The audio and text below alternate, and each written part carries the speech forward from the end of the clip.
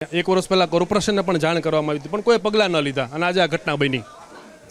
જો હું આ સોસાયટીમાં રહેતો નથી, આ જે મકાનમાં નુકસાન થયું છે મારી દીકરીનું મકાન છે, એટલે હું અહીંયા અવારનવાર આવું છું। મેં સોસાયટીમાં સાંભળેલું છે કે સોસાયટીએ મકાન માલિકને ઇન્ફોર્મ કરવામાં આવ્યું હતું કે ભાઈ આ જે ગોડાઉન છે નુકસાન કરતા છે તો તમે સામાન ના રાખો, પછી કંઈ થયું નથી, એના ઉપર કોઈ પગલાં લેવાયા નથી। અને કેટલાક સમય સુધી ડરનો માહોલ રહ્યો હતો કાકા, અને કેવા પ્રકારનો ડરનો માહોલ હતો? અરે બાજુની સોસાયટીમાં ઉડીને આવવા માટે તો મેં દોડીને આવ્યા, કેમ કે મારી દીકરીનું ઘર અહીંયા હતું।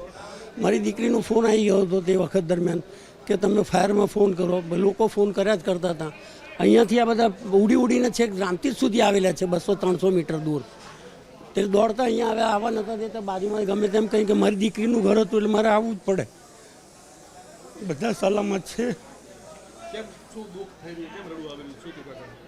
હવે બધું નુકસાન થાય તો સામે જે ઘરમાં રહેતા એ બી બિચારાની શું દશા છે, અને બીજું તો મારું કુટુંબ અહીંયા રહે છે, મારી દીકરી જમાઈ રહે છે, એમને કંઈ નુકસાન થયું હોય તો શું થાય ખબર નથી અત્યારે।